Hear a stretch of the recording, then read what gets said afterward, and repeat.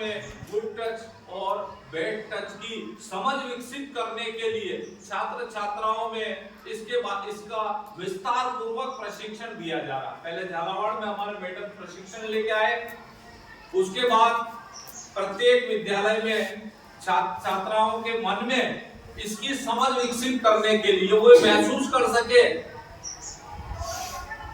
सामने वाले की भावनाओं को समय पर महसूस करना और उससे बचना, उसके सुरक्षा के उपाय सारे चार्ट के माध्यम से आपको बताया जाएगा किस प्रकार से। तो आप इसको इस प्रशिक्षण को प्राप्त करें, आराम से महसूस करें और जब भी आपको ऐसा लगता हो कि मैं यहाँ पर सुरक्षित नहीं हूं तो उस स्थिति से निपटने के लिए बहुत सारी बातें यहाँ पर आपको बताई जाएगी। तो आज गुड टच और अच्छी नियत से स्पर्श करना और बुरी नियत से स्पर्श, इन दोनों में अंतर समझना आपने को।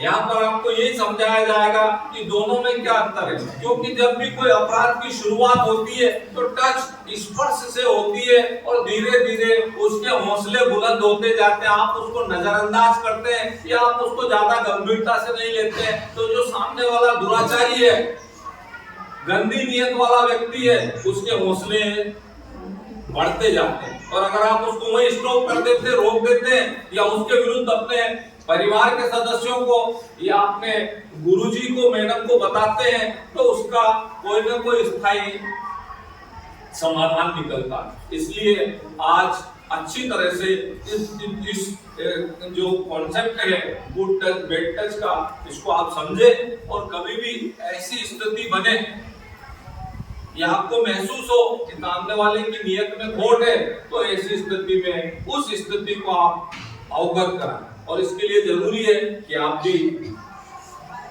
व्यवस्थित रहें, सुरक्षित रहें।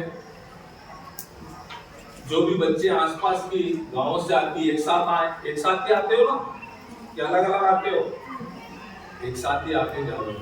तो इस तरह से, और कोई ऐसी परिस्थिति पैदा हो भी जाए, मान लो रास्ते में भी, तो क्या करना, यूनिटी में रहे। अरे तुम 5 साल हो ना, यूनिटी है तो क्या है, और 5 साल हो, इलाज कर दो उसका, इलाज कर दो। अच्छा, इलाज करो उसका, कोई चिंता वाली बात नहीं है। अपनी भारत का कानून इस बात की अनुमति देता है कि यदि आप अपनी सुरक्षा में दूसरे के प्राणों का हनन भी कर देते हैं तो ये अपराध। अपन ये जरूर है कि ये साबित करना पड़ेगा कि हाँ मेरे ऊपर मुसीबत आ गई थी, मैं आप किसी को मार देंगे तो मुझे मारना था। तो ऐसी स्थिति में, क्योंकि ये समझ विकसित होना जरूरी है। ज्यादातर अपराध इसलिए होते हैं क्योंकि बच्चों में, और गुड टच बैड टच का किसी लिंग से संबंध नहीं है, लड़के के साथ भी हो सकता है और लड़की के साथ भी हो सकता है। इसलिए इस जो टॉपिक है इसको हम पूरी तरह चार्ट के माध्यम से समझे और कहीं भी ऐसी स्थिति आए तो अपने आप को सेव करें, सिक्योर करें और उस स्थिति से आप जिस पर विश्वास रखते हैं, जिस पर भरोसा रखते हैं, उसको अवगत कराएं। अब मैडम आपको